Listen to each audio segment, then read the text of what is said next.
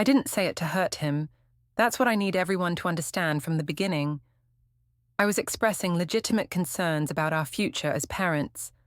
I was trying to have an honest conversation about what kind of father he'd be based on the evidence I'd seen so far. I wasn't trying to be cruel or comparing him maliciously. I was being realistic about parenting styles and involvement levels. It was just one comment, one observation during one argument, and everyone is acting like I committed some unforgivable betrayal when all I did was express doubts that any reasonable person would have in my situation. Honestly, if he was that fragile about it, that says more about him than it does about me. If he couldn't handle one comment comparing him to my ex without completely falling apart, maybe he wasn't ready to be a father anyway. Maybe I was right about what I said. She shifts defensively, her hand unconsciously moving to her pregnant belly. Everyone keeps telling me I destroyed my marriage with one sentence, that I pushed away a good man who would have been a great father, that I deserved to be alone and struggling through pregnancy because of what I said. But they weren't there. They don't understand the full context of our relationship and the concerns I had. I was trying to communicate, trying to be honest about my fears, and instead of listening and understanding, he abandoned me, abandoned us, left me 6 months pregnant to figure everything out alone. Let me explain what actually happened so you can understand why the situation is more complicated than everyone makes it seem. My name is Lauren. I'm currently 7 months pregnant with my first child, a boy we were going to name Owen, though now I don't know if I'll keep that name since Michael chose it and he's not here anymore. I'm going through this pregnancy alone now because my husband walked out 2 months ago over one comment I made during an argument. My husband's name is Michael. We were married for 1.5 years, together for 3 years total before that. Michael is a decent guy in most ways. He works in IT, doing network security for a financial company, makes good money, around $90,000 a year, is generally responsible about bills and practical matters like paying rent on time and maintaining his car. When I first told him I was pregnant back in April, he seemed genuinely happy about it.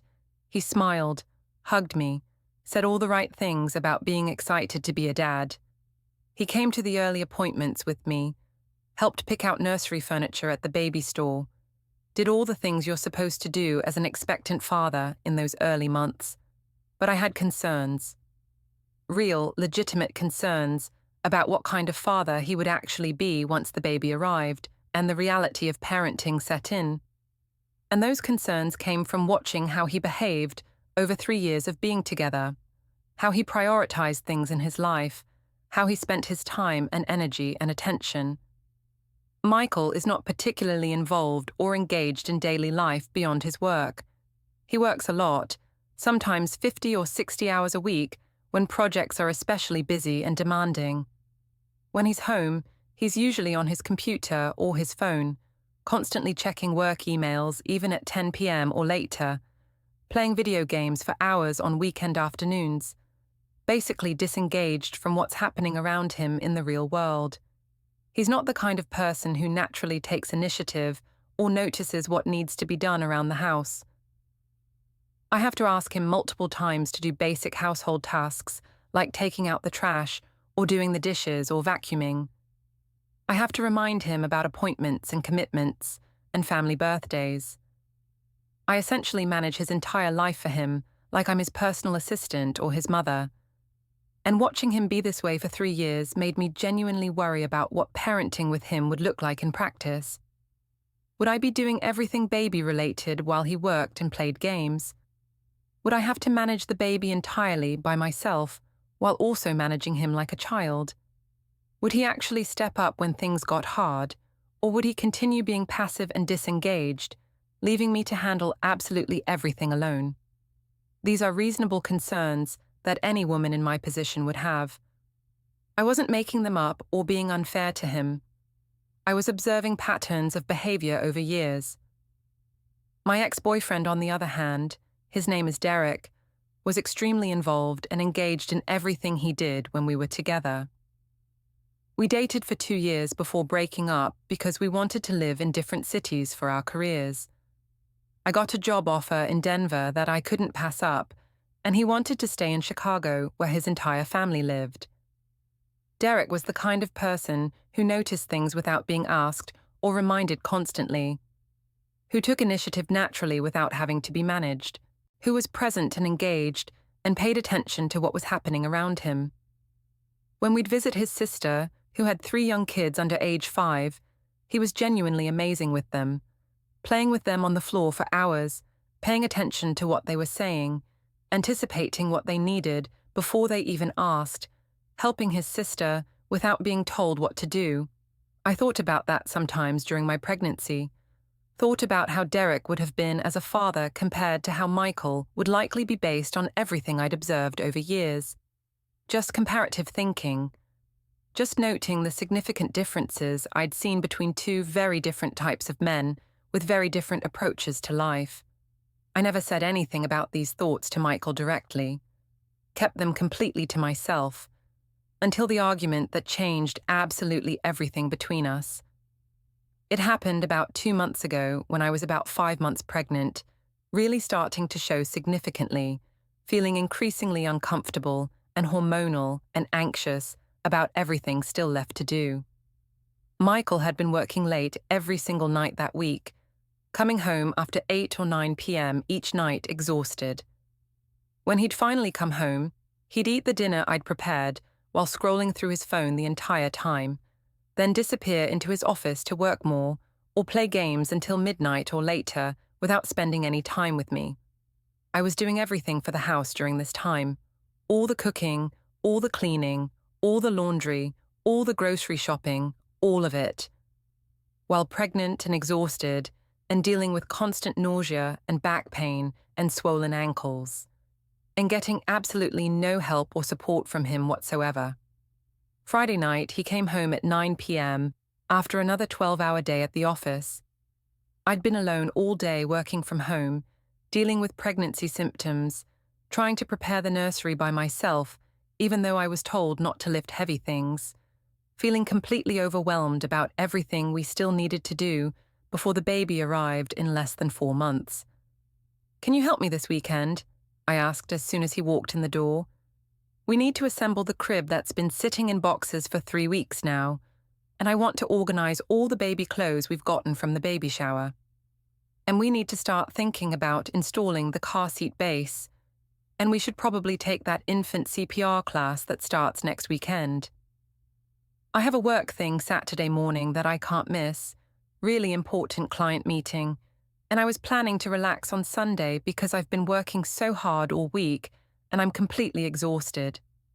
I've been dealing with being pregnant all week while also working full-time from home. That's also hard and exhausting, Michael. It's not the same thing, though. You're just at home most of the time now working on your laptop." Just at home, like growing a human being wasn't exhausting physical work happening every single moment of every single day. "I need help, Michael. I can't do all this preparation alone. There's too much to do and not enough time. We have plenty of time still. The baby isn't coming for 4 more months. We don't need to rush everything right now. 3.5 months, and there's a lot to do still. The nursery isn't ready. We haven't installed anything in the car. We haven't taken any classes. I need you to be more involved and engaged with this pregnancy." "I am involved. I go to the doctor appointments with you when I can make it work with my schedule. You've been to 2 appointments out of the last 6. That's not being involved. That's barely participating at all. Being involved means actually helping without me having to beg you constantly. I help when you specifically ask me to do things. I shouldn't have to ask you for everything. You should notice what needs to be done and just do it without me having to manage you. Derek never needed to be asked about anything when we were together. He just saw what needed doing and did it without prompting or reminders. He would have been so much more helpful with all this pregnancy preparation. He would have been naturally engaged and excited instead of me having to manage him like he's another child." The moment I said Derek's name out loud, Michael's entire face changed completely. Went from annoyed and defensive to something much colder and more distant and hurt. What did you just say to me? I said Derek would have been more helpful with this entire situation. You're comparing me to your ex-boyfriend? Right now, while you're 5 months pregnant with my baby? I'm just saying he was more naturally involved and engaged with things that mattered in relationships. You think he would be a better father than me. That's what you're actually saying right now. It wasn't a question, it was a statement of what he'd clearly heard in my words. And instead of backing down or softening it or trying to reframe what I'd said, I was frustrated enough and exhausted enough and hormonal enough to actually double down on what I'd said. Honestly, yes, I do think he would be more naturally suited to being a father, based on what I observed. He was better at noticing things without being told constantly, at taking initiative, at being present and engaged instead of distracted all the time. You're always working, or on your phone, or in your own world, doing your own thing. Derek would have been a better father. More hands-on, more involved, more helpful, more naturally paternal and engaged. The silence that followed was absolutely suffocating and seemed to last forever. Michael just stared at me like I'd physically slapped him hard across the face. Then he stood up very calmly, grabbed his keys and wallet from the counter, and headed directly toward the front door, without saying anything to me. Where are you going? Away from you. I need to think about what you just said to me. Michael, wait. But he was already gone.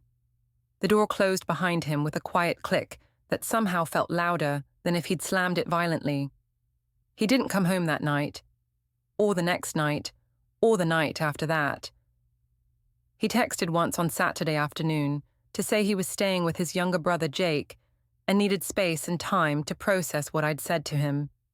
I tried to apologize over text multiple times throughout the weekend, tried to explain that I was frustrated and hormonal and didn't mean it the way it sounded, that I was just trying to express my needs about wanting more help. He didn't respond to most of my messages.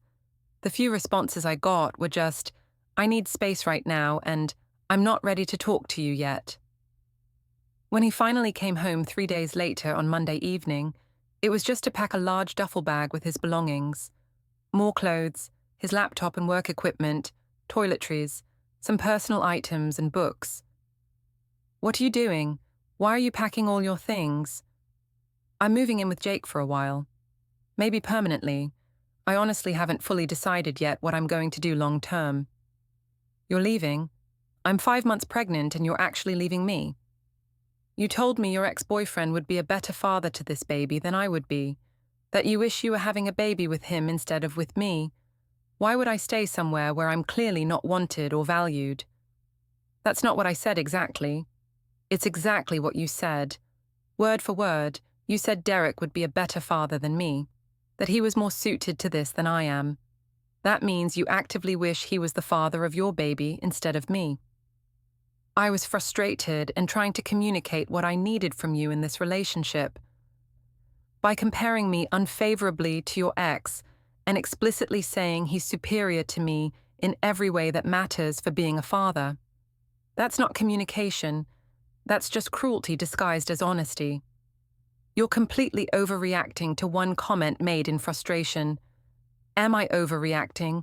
You're carrying my child right now, and you told me directly that you think another man, your ex-boyfriend who you clearly still think about, would be a better father to that child than I would be. You think I'm just supposed to accept that and move on, like you didn't mean exactly what you said? I was just expressing legitimate concerns about your involvement level and engagement. You were expressing deep regret that I'm the father of your baby. That's what I heard clearly. That's what you communicated when you strip away all the excuses and justifications you're making now. He finished packing his bag and slung it over his shoulder, heading for the door again. If you walk out that door right now, don't bother coming back ever, I said, angry and hurt, and desperate to regain some sense of control over the situation spiraling away from me. He paused with his hand on the doorknob, turned back to look at me one final time, with an expression I couldn't quite read. Okay then, I won't come back. That's probably better for everyone involved at this point. Then he left. Actually left. walked out on his 5 months pregnant wife over one comment made during one argument when I was frustrated. That was 2 months ago from today. In the time since Michael walked out that Monday evening, he has barely communicated with me beyond absolutely necessary logistics about bills and insurance. He responds to texts about practical matters like rent and utilities, but nothing else of emotional substance. He's been to exactly one prenatal appointment in 2 months, the 20-week anatomy scan, where we found out the baby was a boy, and only because his mother Carol absolutely insisted he attend and physically drove him there herself. He's living with his younger brother Jake in Jake's 2-bedroom apartment across town, working his same job doing network security, going on with his life like I don't exist anymore in it, like the baby growing inside me doesn't exist, like he doesn't have any responsibilities or obligations beyond sending money for bills. Meanwhile, I'm here, now 7 months pregnant with a belly that makes everything physically difficult, doing absolutely everything alone. Managing all the baby preparation by myself, assembling furniture by myself, which is physically difficult and somewhat dangerous when pregnant. Organizing the nursery alone. Washing and folding all the baby clothes alone. Taking birthing classes alone, where everyone else has a partner with them. Going to appointments alone and hearing the heartbeat alone. Dealing with the physical and emotional toll of pregnancy without any support system whatsoever. My friends are deeply split on whether I was wrong and whether Michael's reaction was justified or an overreaction. My best friend Jessica thinks I said something completely unforgivable that rightfully destroyed my marriage. You told your husband your ex-boyfriend would be a better father while you're pregnant with his baby. How is that not absolutely horrible and cruel? How did you expect him to react to that? I was trying to communicate my needs and concerns about his lack of involvement. By comparing him to your ex, by saying explicitly that you wish someone else was the father of your baby. That's not communicating needs. That's destroying your husband's confidence and self-worth and your entire marriage in one sentence. You can't come back from that. My other friend Sarah thinks Michael is massively overreacting and being vindictive and immature.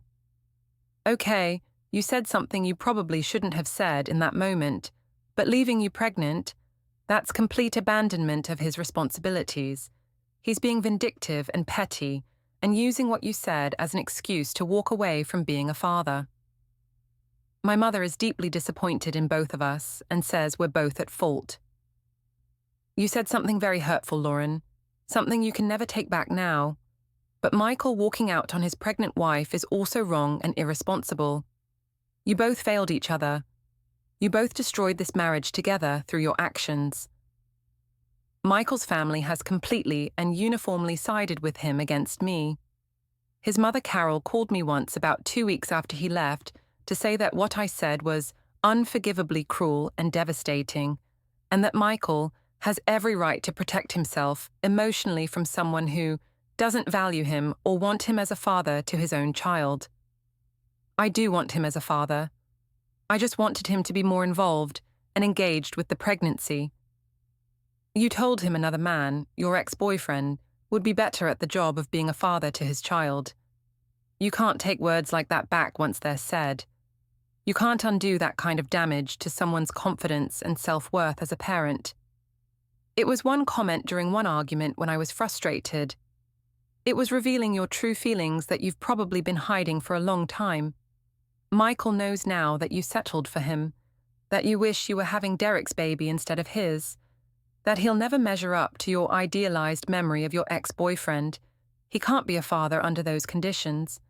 No man could. Michael's brother Jake won't even speak to me at all. I tried calling him once to try to get through to Michael through him. He answered, listened to me start to explain and apologize, then said, "You destroyed my brother emotionally. You made him feel completely worthless as a father before he even had a chance to try. Don't call here again." Then he hung up on me. I tried to reach out to Michael directly multiple times over these 2 months to really talk face to face, to apologize properly and sincerely. to explain what I actually meant versus what came out wrong in the heat of the moment. He won't engage with me beyond logistical texts about bills. I drove to Jake's apartment once about 3 weeks ago, desperate to see Michael and talk to him in person. Jake answered the door and wouldn't let me inside the apartment or call Michael to the door to see me. Michael doesn't want to see you right now, or maybe ever again. I'm carrying his baby. He needs to see me. We need to figure this out before the baby comes in less than 3 months. Maybe you should have thought about that before telling him your ex would be a better father to his child. Maybe you should have thought about what your words would do to him before you said them out loud to his face. I made a terrible mistake that I deeply regret every single day. You made a choice. You chose to hurt him in the worst possible way you could have. And now Michael's making his own choice in response. He's protecting himself emotionally from someone who made it abundantly clear she regrets having a baby with him and wishes someone else was the father. That's not what I said. You're twisting my words into something worse. It's what he heard. It's what everyone who knows about this situation heard. It's what you meant, even if you won't admit it to yourself. He closed the door firmly in my face, left me standing there on the porch, 7 months pregnant and alone and desperate and crying. I've been trying to move forward with preparing for the baby by myself, but everything is so much harder, alone, than I ever imagined it would be. Everything is more overwhelming and scary. I'm terrified about labor and delivery without a partner there to support me through it. Terrified about bringing a newborn baby home to an empty house with no help during those first impossible weeks. Terrified about doing all the night feedings and diaper changes and everything, completely solo, with no one to share the enormous burden with. I reached out to Derek once about a month ago, just to talk to someone who might understand me and my perspective. Just to have a conversation with someone who knew me well once. We'd stayed friendly after breaking up, occasionally texting on birthdays and holidays to check in. He agreed to meet for coffee at a place near his office downtown. When he saw me walk in visibly pregnant with a prominent belly, he looked genuinely shocked and surprised. Wow, congratulations on the pregnancy. I had no idea. When are you due? 2 months from now, January 15th. That's really exciting. How's your husband handling all the preparation and excitement of becoming a dad? He left me 2 months ago, moved out and barely speaks to me now except about bills. Derek's face changed from friendly and casual to concerned and confused. What? Why would he leave his pregnant wife? What happened? And I told him everything. About the argument we'd had, about what I'd said, comparing Michael unfavorably to him, about Michael walking out that night and refusing to come back or engage with me emotionally. Derek was quiet for a very long time after I finished explaining the entire situation. Then he said something I didn't expect. Lauren, why would you say that to him? Why would you compare him to me while you're pregnant with his baby? Wait, you're taking his side in this? I thought you'd understand. I'm saying I completely understand why he left you. If my pregnant wife told me that my ex-girlfriend would be a better mother than her, I'd leave too. That's absolutely devastating to hear from someone you love. I was just trying to communicate that I needed more help and support from him. There are literally 1,000 different ways to communicate that need without bringing up your ex and saying explicitly that he'd be better at being a father. You know that. You're an intelligent person. You made a deliberate choice to hurt him as deeply as possible. I didn't deliberately mean to hurt him. Intent doesn't matter nearly as much as impact in situations like this. And the impact was that you destroyed his confidence as a father-to-be and made him feel like you actively regret having a baby with him instead of with me. Do you think he'll ever come back and try to work this out? Derek shook his head slowly and definitely. I honestly don't know. If I were in his exact position, I don't think I could come back from that. You can't unhear something like what you said to him. It would be there in my mind forever, poisoning every single interaction we'd have. So I'm supposed to just accept being a single mother because of one comment I made during one argument. You're supposed to accept the natural consequences of what you chose to say, and figure out how to be the best mother you can possibly be to this baby, with or without Michael in the picture going forward. That conversation with Derek made everything feel even worse somehow. Even Derek, the person I'd held up as the ideal father figure in my comparison, thought I was completely wrong and understood exactly why Michael left me. I'm now 7 months pregnant and completely alone in this entire experience. Michael sends money every week for bills and baby expenses, but that's his only involvement in any of this. He's not involved in any preparation or planning, not helping set up the nursery, not coming to appointments to hear updates, not asking about how I'm feeling physically or emotionally, not engaged in any meaningful way with this pregnancy or upcoming baby. I have a lawyer now handling everything. We're discussing custody arrangements and child support formally through legal channels since Michael won't talk to me directly. The divorce papers came last week, delivered by a process server who knocked on my door. He's actually divorcing me over this, ending our marriage permanently and officially because of what I said during one argument. I'll be a single mother, raising this baby completely alone from birth, because of what I said during one argument when I was frustrated and tired. My therapist asks me difficult probing questions every week during our sessions. Lauren, why did you feel the need to compare Michael to Derek in that specific moment? Because I was frustrated, and Derek genuinely was better at those things I mentioned, noticing things, taking initiative, being engaged. But why bring Derek up at all? Why not just express your needs and concerns directly, without any comparison to an ex-boyfriend? I don't know exactly. It just came out in the heat of the moment when I was upset. Did you want to hurt Michael when you said it? No, I was just trying to make a point about what I needed from him. A point that another man, your ex-boyfriend, would be objectively better at being a father to his child than he would be. You understand how devastating that is for any man to hear from his pregnant wife. But it was true based on what I'd observed over years. Derek would have been more naturally engaged and helpful. Maybe that's objectively true based on their different personalities, but saying it to Michael accomplished nothing positive except destroying his confidence and your marriage. What did you actually gain from speaking that particular truth in that moment? I don't have a good answer to that question that makes me look good. The baby is due in less than 2 months now. January 15th is my official due date.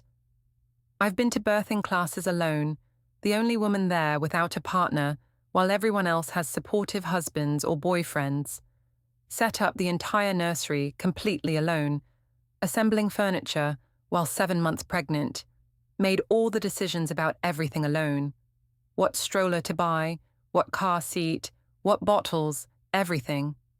Bought all the supplies alone using my own money. Michael has absolutely no interest in being involved beyond his court-mandated financial obligations.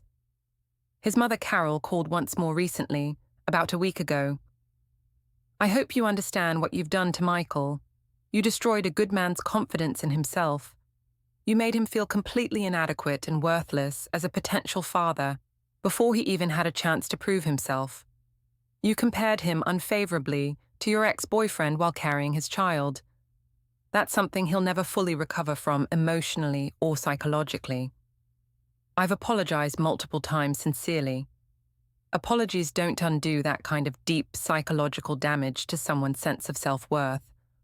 Michael was genuinely excited about being a father before you said what you said to him. He was reading books and articles about parenting. He would have been a wonderful, devoted father, but you made him feel like he'd already failed catastrophically before even starting, like he'd always be compared to some idealized version of your ex-boyfriend Derek and found lacking no matter what he did or how hard he tried. I didn't mean it that way at all. It doesn't matter what you meant in your head or what your intentions were. It only matters what you said out loud and how it completely destroyed him. She hung up without saying goodbye. I spend my nights alone in the nursery we were supposed to set up together as an excited couple. Looking at the crib I assembled by myself while 7 months pregnant and exhausted. The clothes I washed and organized alone. The changing table I put together alone, following confusing instructions. The glider chair, where I'll rock my baby alone. The room that should have been a joyful joint project, but became just another thing I did without him because he's gone. And I wonder constantly if I was actually right in what I said to him, if Derek really would have been a significantly better father, based on personality and natural tendencies. If I made a fundamental mistake, marrying Michael, instead of fighting harder to make the long-distance situation work with Derek, despite the geographical challenges of living in different cities. But then I wonder if I destroyed something potentially good by comparing it unfavorably to something that only existed in my idealized memory from years ago. If I sabotaged my own marriage by holding Michael to an impossible standard set by an ex-boyfriend I've built up in my mind as absolutely perfect. My due date is approaching terrifyingly fast. January 15th, less than 2 months away, and I'm absolutely terrified about everything. Terrified of going through labor completely alone with no one there to support me through the pain. Terrified of bringing a newborn baby home to an empty house. Terrified of doing all the night feedings and diaper changes and everything with absolutely no help or support from anyone. Terrified of being the only parent my son will ever know from the moment he's born. I tried one more time last week to reach out to Michael directly. Sent him a long, carefully written text explaining that I was completely wrong, that I shouldn't have said what I said, that I was just scared and frustrated about the future and expressed it in the worst possible way I could have chosen. He responded after 2 full days. I appreciate the apology sincerely, but it doesn't change anything fundamental about the situation or how I feel. You revealed how you actually feel deep down about me, that I'm inadequate as a man and as a potential father, that you wish someone else, specifically Derek, was this baby's father instead of me.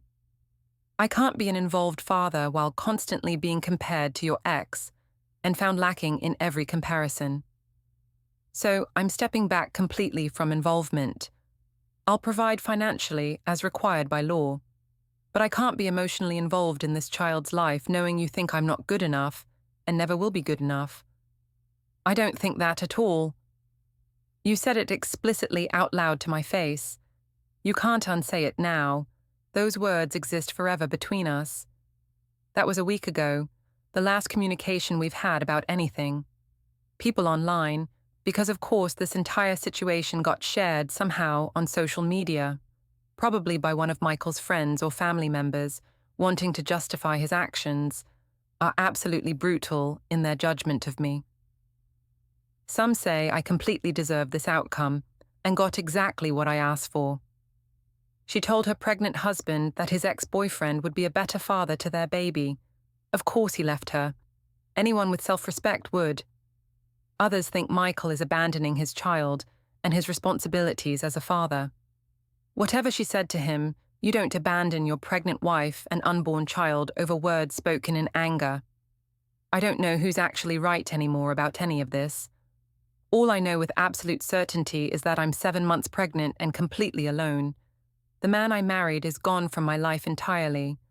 The father of my baby wants nothing to do with us beyond financial obligation enforced by courts.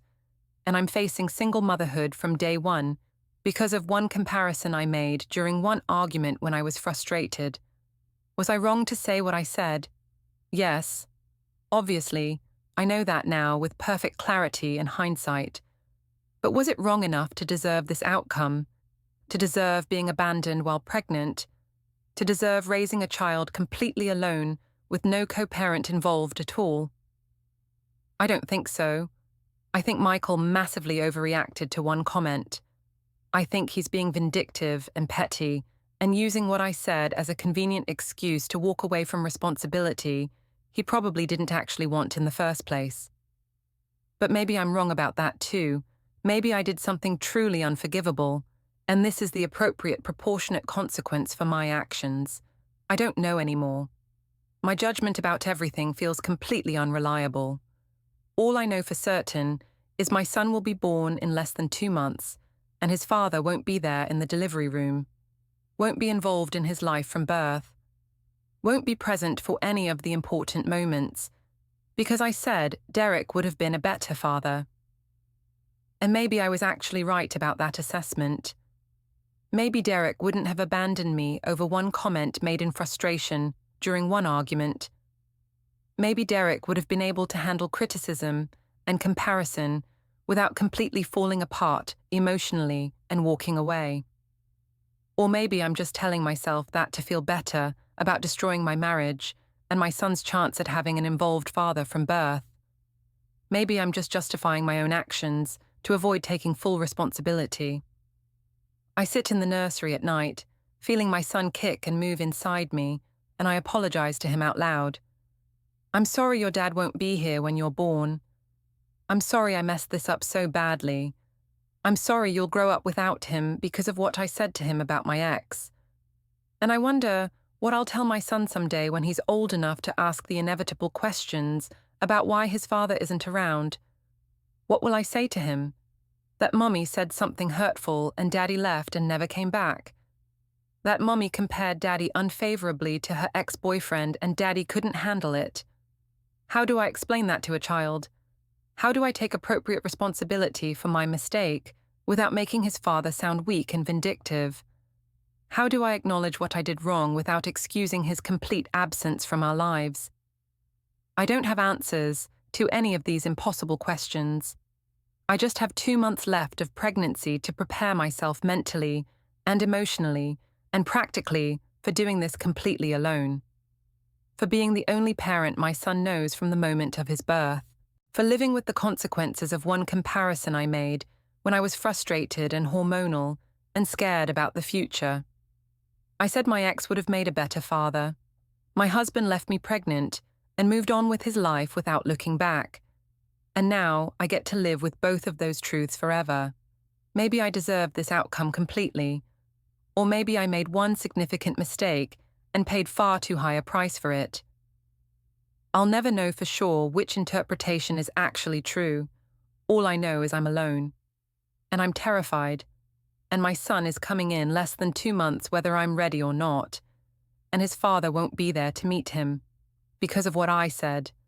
Because I compared him to Derek and found him lacking. And I can never take those words back, no matter how much I wish I could.